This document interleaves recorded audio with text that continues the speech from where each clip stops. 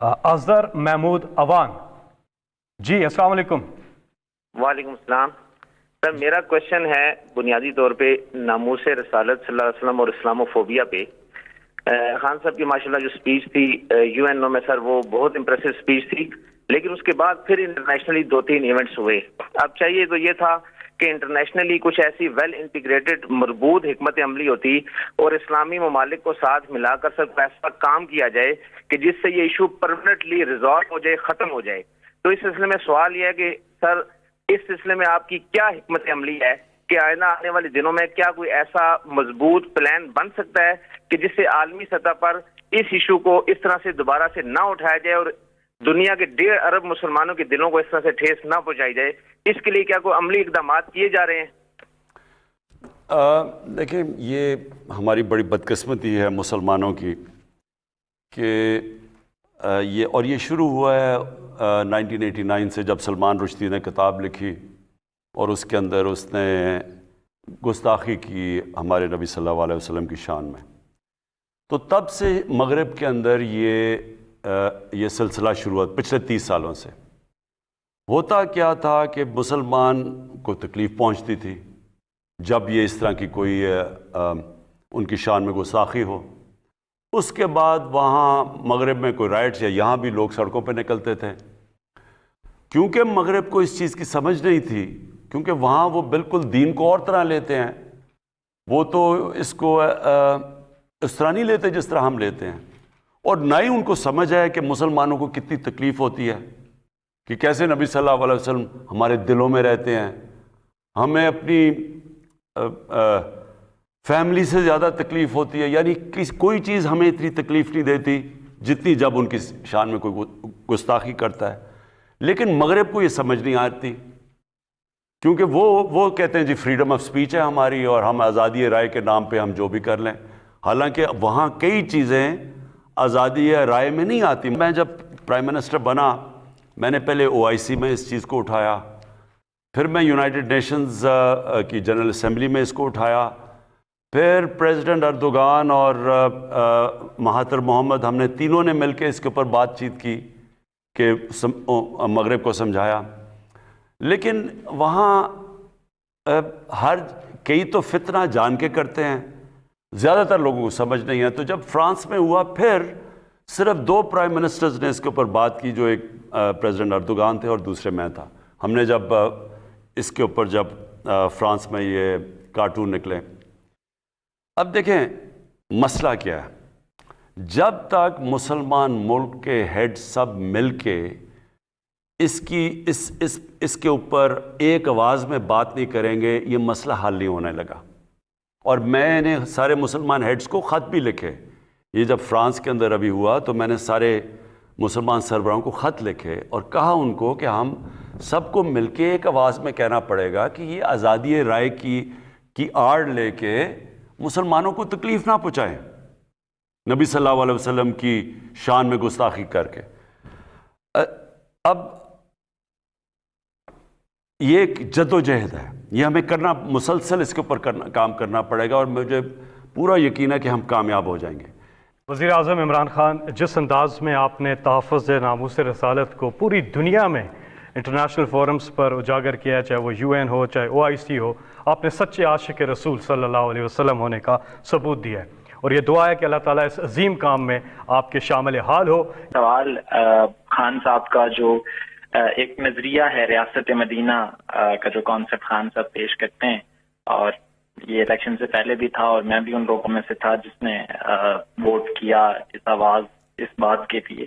تو خان صاحب سے سوال یہ ہے کہ یہ جو ایک رومانس آج ہماری قوم کا اس کانسیپٹ کے ساتھ آپ نے بنایا ہے، تو کیا آپ سمجھتے ہیں کہ یہ رومانس اسی طرح برقرار رہے گا؟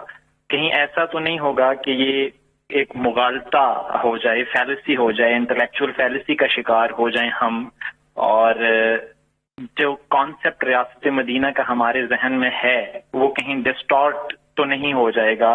کیونکہ ہم دیکھتے ہیں کہ لوگ جب بات کرتے ہیں، اسلام آباد پولیس کے ہاتھوں اسامہ ستی کا قتل ہو، سائیوال واقعہ ہو، تو لوگ کہتے ہیں کہ جی یہ ریاست مدینہ ہے. تو کہیں ہم جس چیز کو یولوجائز کرنا چاہتے ہیں، سراہنا چاہتے ہیں، جس کو بہت اٹھانا چاہتے ہیں، کہیں ہم اس گرینڈ وہ جو ڈیزائن ہے کہیں ایسا نہ ہو کہ وہ خواب جو ہے وہ اور خواب کا ٹوٹنا جو ہے وہ بڑا جی جی جی جی بیسکلی آپ یہ کہہ رہے ہیں کہیں فیل نہ ہو جائیں.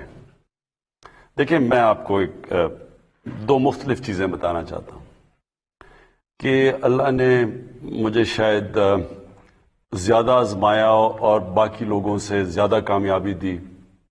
یعنی مختلف چیزوں میں زندگی میں نے بڑے بڑے گولز رکھے، کرکٹ میں، پھر ایز کیپٹن، پھر شوکت خانم، پھر نمل یونیورسٹی، اور پھر ایک وہ آدمی جس کی کوئی پولیٹیکل بیک گراؤنڈ نہیں تھی، وہ ایک 2 پارٹی سسٹم کے اندر وہ ایک پارٹی بناتا ہے، اور پھر ایک جدوجہد کے بعد وہ پارٹی اقتدار میں آ جاتی ہے. اور 2 پارٹی سسٹم جو دنیا میں کہیں نہیں ٹوٹتا. یہ یاد رکھیں کہ جدھر 2 پارٹیز ہیں وہ تیسری پارٹی کا آنا ناممکن ہے. امریکہ میں دیکھ لیں، انگلینڈ میں دیکھ لیں، اس وقت اب ہندوستان میں دیکھ لیں، جدھر بھی دیکھ لیں. تو لہٰذا کہنے کا مقصد یہ ہے کہ یہ ساری چیزیں جب میں کرنے گیا تو جس طرح آج آپ کہہ رہے ہیں کہ مدینہ کی ریاست ایک یہ ایسے خواب ہی نہ رہ جائے، تو یہ سب نے مجھے زندگی میں کہا کہ یہ چیزیں نہیں ہو سکتی. جو بھی میں نے کام کیا ہے دنیا کہتی تھی یہ چیزیں نہیں ہو سکتی. اور وہ کیوں کہتی ہے دنیا؟ یہ یاد رکھیں، اور میں نوجوانوں کے لیے بھی بات کر رہا ہوں کہ کبھی آپ لوگوں کی باتوں سے یہ نہ ہو کہ اپنی خواب کے پیچھے نہ جائیں. دنیا ہمیشہ وہ چیزیں کہے گی جو ساری دنیا کرتی ہے، لیکن جب آپ کوئی ہٹ کے چیز کریں گے تو دنیا آپ کو ڈسکریج کرے گی کہ یہ نہیں ہو سکتا. تو پہلے تو میں یہ آپ کو بتا دوں کہ اللہ نے انسان کے اندر وہ طاقت دی ہے. جب انسان کو اشرف المخلوقات بنایا ہے تو اللہ نے انسان میں وہ چیز دی ہے جو اس نے فرشتوں کو کہا کہ میں نے تمہیں بھی نہیں دی. تو ہم اس کی عظیم مخلوق ہیں، ہمارے میں بہت صلاحیتیں ہیں. ہم کیونکہ کہیں نہ کہیں راستے میں اپنی خواب کے پیچھے نہیں جاتے، ہم اپنے دل کی خواہشوں کے پیچھے نہیں جاتے، ہم ڈر جاتے ہیں، ہم معاشرے ہمیں کہتا ہے کہ یہ نہیں ہو سکتا، تو ہم راستے میں وہ کام نہیں کرتے جو ہمارا دل کہتا ہے، ہم پھر وہ کام کرتے ہیں جو کہ ساری دنیا چاہتی ہے ہم کریں.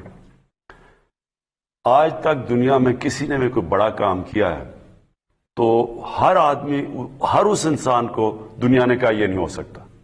جب پہلا آدمی ماؤنٹ ایورسٹ پہ چڑھا تھا، دنیا کے سب سے اونچے پہاڑ پہ، تو اس سے پہلے تو یا مر گیا تھا کوئی یا فیل ہو گیا تھا.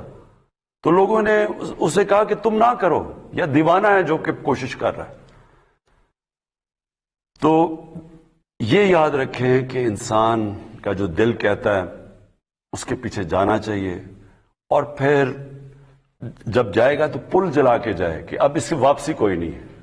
یعنی اگر میں نے یہ فیصلہ کیا ہے کہ انشاءاللہ یہ ہمارا مدینہ کے ریاست کے اصولوں پہ ایک عظیم قوم بنے گی، تو اس کے بعد کوئی دوسرا راستہ نہیں ہے. اب آ جائیں جی مدینہ کی ریاست، یہ سمجھ رہے ہیں. اور انشاءاللہ اب ہم پاکستان کے اندر 7، 8 اور 9 کلاسز میں ہر سکول کے اندر سبجیکٹ رکھ رہے ہیں سیرت نبی، کہ وہ کیا تھی مدینہ کی ریاست، کیونکہ لوگوں کو پتہ ہی نہیں ہے اس چیز کا. وہ کوئی ایک چیز ملک میں خراب ہوتی ہے وہ کہتے جی مدینہ کی ریاست کدھر گئی. مدینہ کی ریاست ایک بڑی خواب تھی، ایک ماڈرن ریاست تھی. دنیا میں پہلی دفعہ اس طرح کے کانسیپٹس آئے، ایک جمہوری کلچر آیا، قانون کی بالادستی آئی. کوئی قانون سے اوپر نہیں تھا. جب نبی صلی اللہ علیہ وسلم نے کہا کہ میری بیٹی بھی قانون توڑے گی تو اس کو بھی سزا ملے گی، کوئی قانون سے اوپر نہیں تھا. پھر ایک انسانیت کا نظام تھا جس کو فلاحی ریاست کہتے ہیں. ریاست نے اپنے کمزور طبقے کی ذمہ داری لی تھی. یہ بڑے کانسیپٹ تھے. پھر میرٹ تھی، پھر انسانی حقوق تھے. انسان کا جو بھی رنگ ہو، جو بھی دین ہو، سب قانون کے سامنے ایک برابر تھے. یعنی یہ جو سوچ تھی، جو نبی صلی اللہ علیہ وسلم کا آخری خطبہ تھا، وہ ہیومن رائٹس کا، جو آج UN کا چارٹر دیکھ لیں تو وہ تب انہوں نے تقریباً 1500 سال پہلے وہ چارٹر دیا تھا انسانیت کا. تو یہ سارے جو کانسیپٹس تھے یہ ماڈرن کانسیپٹس تھے. اور جب بھی مسلمان دنیا کوئی مسلمانوں کی تاریخ میں جو ملک ان اصولوں پہ گیا ہے وہ اوپر چلا گیا، اور جو مسلمان ملک نہیں بھی ہے جب وہ ان اصولوں پہ جاتا ہے وہ اوپر چلا جاتا ہے، اور جو ان سے پیچھے ہٹ جاتا ہے، جو بدقسمتی سے ہم ہٹ گئے ہیں، تو تب وہ ملک نیچے جاتا ہے، جو ہماری آج حالات ہے۔ تو یہ مدینہ کا ریاست، یہ یاد رکھیں، یہ ایک جدوجہد کا نام ہے۔